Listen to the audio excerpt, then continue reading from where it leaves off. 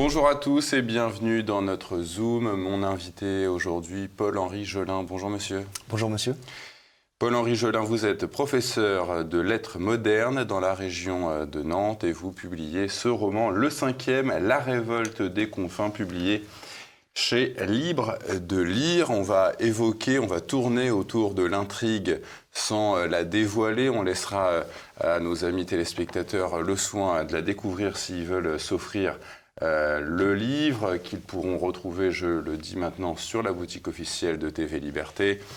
Le pitch, Gilda Mabonagrin, votre héros, vit en République de Galatie dans une société postmoderne frappée par une crise économique et sociale. Engagé comme sentinelle dans sa province, il assiste à une restauration communautaire dans l'arrière-pays, tandis que le monde s'écroule. Alors, Paul-Henri Jolin, cette société de la Galatie que vous décrivez fonctionne selon le modèle des castes qui ressemble un petit peu au découpage social de la France. Qu'est-ce qui différencie notre modèle de société actuel de celui des castes ? Eh bien, vous l'avez dit, pas grand-chose. La seule différence, c'est que la société dans le roman est moins hypocrite que la nôtre et qu'elle assume cette division en castes, alors que notre société, un peu plus hypocrite, se cache derrière une certaine mythologie de l'égalité qui n'est en soi qu'une contrefaçon. Et le géographe Christophe Guilluy a clairement décrit une répartition de la société en 3 catégories qui ne se parlent pas. Et vous en avez fait 4 dans votre roman, je crois. Est-ce que vous pouvez nous les évoquer brièvement ?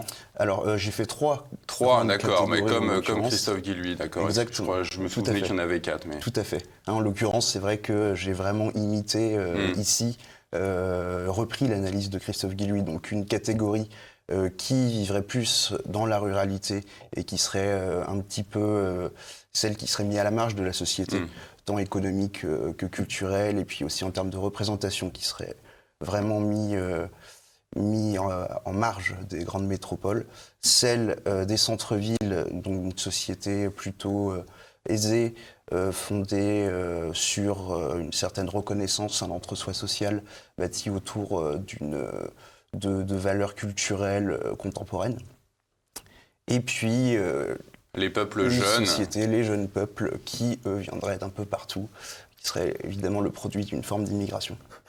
Alors, cette caste des peuples jeunes, elle a fait sécession avec le reste de la population, un peu comme en France. On le remarque depuis quelques années, François Hollande l'avait déjà évoqué lorsqu'il était président dans ce livre de 2 journalistes. Voilà ce que un président ne devrait pas dire ça. Quand on entend le maire de Trappes, Ali Rabet, il y a quelques jours, dire qu'une France métissée s'imposera de gré ou de force parce qu'elle s'impose déjà, qu'est-ce que ça vous évoque, ça ? La réalité, tout simplement. La réalité, tout simplement. Est-ce qu'on peut considérer cette déclaration comme une sorte de déclaration de guerre ? Alors, de gré ou de force ? Disons que il y a 2 solutions. Ou bien il n'y a pas de guerre, et dans ce cas-là, le métissage s'impose de manière logique et obligatoire, ou bien il y a une guerre, et là, on ne peut pas exactement savoir ce qu'il en ressortira. Alors, dans le roman, en l'occurrence, il y a un élément déclencheur qui permet cette opposition des peuples, à savoir la fameuse crise économique que vous avez évoquée, et qui interdit à l'État de sauver la paix sociale par l'achat, tout simplement, et la subvention de ces jeunes peuples. Alors, cette République de Galatie a un chef, vous l'avez nommé le premier Vergobré, excusez-moi, mais il n'est compris par personne quand il s'exprime à la télévision, même par les journalistes qui l'ont mis au pouvoir. Pourquoi, selon vous, la communication politique moderne est-elle à ce point hors de portée, incomprise par les masses ? Alors, dans le cadre du roman, en l'occurrence, ce chef d'État, face à la situation critique dans laquelle son peuple se trouve plongé, dans laquelle la société se trouve plongée, a une certaine forme un geste de désespoir et appelle justement, lors d'une allocution, à la création de brigades de volontaires qui puissent essayer justement de maintenir le contrôle sur la société. Or, cet engagement volontaire qui ressemble fort à une conscription, ce que comprend le personnage, n'est plus du tout compris par une population qui a totalement perdu de vue l'idée du sacrifice pour le bien commun, et a totalement perdu même l'idée d'une communauté, ce qui explique l'incompréhension totale des milieux médiatiques. Oui, et l'armée, et vous le décrivez dans votre ouvrage, est perçue comme une espèce d'institution surannée, archaïque. Pourquoi, justement, la hiérarchie, l'ordre sont toujours mis en défaut dans notre société postmoderne? Eh bien, on peut tout simplement l'expliquer du fait de l'individualisme général qui a conquis la société contemporaine.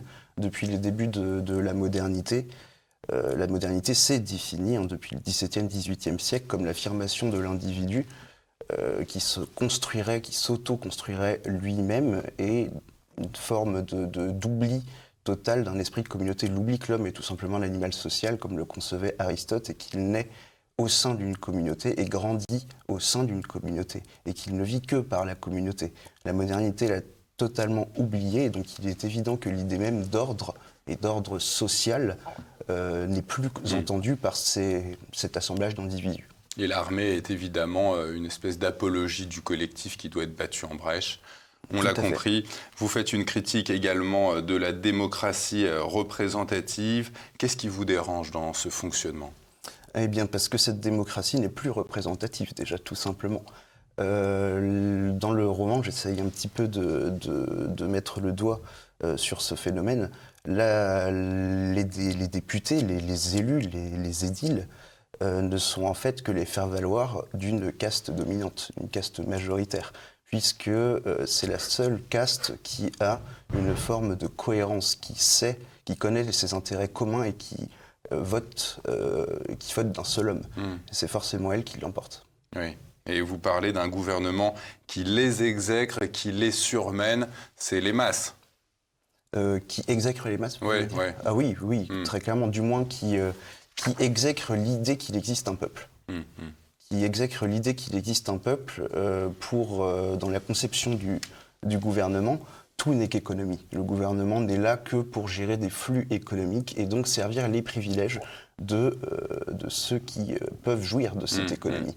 L'idée même d'un peuple et d'un bien commun échappe totalement. Alors à propos de votre héros, il s'appelle Gildas, ou Gilda, je ne sais pas très bien comment il faut prononcer, je vous cite, « Un siècle d'oligarchie l'avait déshérité des armes spirituelles qui lui auraient permis de le questionner. » Ça serait quoi, ces armes spirituelles? Un héritage immatériel, qui est celui de la culture, d'une civilisation, de mœurs, de coutumes, d'un imaginaire collectif, tout simplement. Une religion également? Une religion, bien entendu. Ouais. Sur quoi ces armes auraient-elles pu le questionner? Ces armes auraient pu le questionner tout simplement sur le matérialisme ambiant dans lequel il a grandi et dans lequel il est plongé. Et en l'occurrence, ce jeune personnage, ce jeune homme, grandit dans les milieux privilégiés des centres-villes et ne comprend pas ce qui se passe au début du roman. Ne comprend absolument pas le phénomène de sécession déjà de la part des jeunes peuples, et ne comprend pas non plus ces castes lointaines de la ruralité qu'il ne côtoie absolument pas. Et cette espèce d'ennui qui lui vient de son quotidien matérialiste, qui le pousse finalement à essayer d'aller voir au-delà, d'aller découvrir ce qui se passe derrière l'envers du décor. Est-ce que vous pensez que les Français sont en train d'en revenir de ce matérialisme? Je pense que les Français qui souffrent le plus, ils reviendront plus vite que les autres, en tout cas. Tout simplement parce que le patrimoine immatériel, c'est la seule chose qui reste aux pauvres, tout simplement, et aux souffrants. Quant aux privilégiés, eh bien, je dirais que c'est justement, peut-être simplement l'ennui qui pourrait peut-être les questionner sur le non-sens de leur quotidien. Vous décrivez un empire saosien auquel tous les urbains se respectant, dites-vous, auraient rêvé d'appartenir. On pense évidemment ici aux États-Unis. Pourquoi ce pays exerce-t-il une telle fascination auprès des bourgeois, de la classe bourgeoise? Alors, il me semble que c'était Paul Valéry qui déjà disait en son temps que les Français des catégories bourgeoises se rêvaient comme citoyens des États-Unis. En l'occurrence, ici, l'Empire saoudien, c'est le monde anglo-saxon. Et l'hégémonie culturelle que le monde anglo-saxon a imposée au monde depuis la fin de la Deuxième Guerre mondiale, et bien tout simplement suscite dans les catégories dominantes une envie d'appartenir au monde des vainqueurs. Et évidemment, chez ces castes dominantes qui sont beaucoup moins enclines à se sentir en confraternité avec leurs compatriotes, ça ne leur pose absolument aucun problème d'abandonner leur propre culture au profit d'une culture dominante.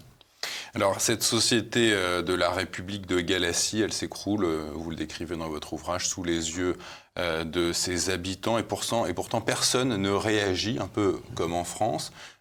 Comment vous expliquez l'apathie des populations face à ce qu'on peut appeler un déclin ? Alors, je pense que ça dépend encore une fois des catégories. Des catégories de la population. Je pense qu'il y a globalement une lassitude d'exister en tant que peuple. Chez la plupart des concitoyens de ce roman, une lassitude d'exister en tant que peuple, tout simplement, puisque les derniers siècles, peut-être, ont apporté énormément de désillusions à l'idée d'une gloire nationale. Et puis j'en reviens également toujours à cette espèce d'individualisme qui fait qu'on pense toujours en tant qu'individu et on ne pense pas en termes collectifs, ce qui fait qu'on ne se sent pas concerné directement par la chute de la société à laquelle on appartient. Au nouvel ordre mondial dont on entend parler en permanence dans tous les médias de masse, votre héros, lui, propose un nouvel ordre local. Ça ressemblerait à quoi, ça ? Eh bien, ça ressemblerait aux sociétés qui ont toujours existé jusqu'à notre siècle, tout simplement. L'homme politique, si on en revient encore une fois à Aristote, est un homme qui se construit localement, dans les familles, puis dans les familles de familles que sont les villages, et dans les villages l'union des villages que sont les cités et les cités politiques. L'application du principe de subsidiarité. Exactement, tout à fait, l'application du principe de subsidiarité qui peut nous évoquer évidemment la féodalité, bien entendu, mais de toute manière il n'existera de peuple et de citoyens que dans l'enracinement. Une société qui se construit sur des individus mouvants qui ne viennent de nulle part, qui n'habitent nulle part et qui n'ont pas acquis une culture qui leur permettrait d'habiter un sol, eh bien c'est tout simplement une dissociété, une société qui ne peut pas exister. Votre héros, Gilda, a le pressentiment, je cite, que quelque chose d'énorme et de terrifiant est en approche, quelque chose comme une fin. Ça ressemblerait à quoi, une fin de notre civilisation ?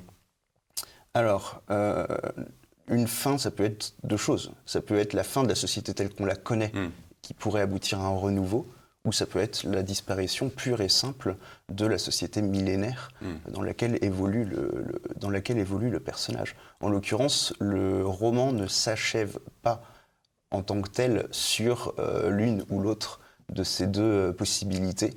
Le roman reste ouvert à la fin. On ne sait pas ce qui pourrait advenir. Et ce sera ma dernière question. Vous dites de la Galatie, comme on pourrait le dire de la France, qu'elle a accéléré la frénésie du monde. C'est quoi le rôle de la France dans le théâtre des nations ? Eh bien, historiquement, on pourrait dire que la France a été longtemps un phare qui a brillé de par le monde, qui a été souvent un modèle. Sa monarchie a vraiment brillé de par le monde pendant des siècles. Et inversement, depuis la Révolution française, ce sont ces appétences révolutionnaires qui ont contaminé tout l'Occident, à tout le moins. Et donc, je pense que la France est arrivée à un tel degré maintenant de décomposition qu'elle pourrait être le révélateur de ce qui attend la totalité de l'Occident, ou bien positivement, si elle parvient à accéder à une forme de renouveau, ou bien au contraire, elle dévoilera le funeste destin de tout l'Occident, à savoir une dissolution. La France est toujours la première dans ce qu'il peut y avoir de meilleur ou dans ce qu'il peut y avoir de pire. Exactement, ça c'est l'histoire qui nous l'enseigne. Paul-Henri Gelin, votre ouvrage, ce petit roman charmant, La révolte des confins, c'est édité chez Libre de Lire, que nos téléspectateurs, je le répète, pourront se procurer sur la boutique officielle de TV Liberté. Merci Paul-Henri Gelin. Je vous remercie beaucoup.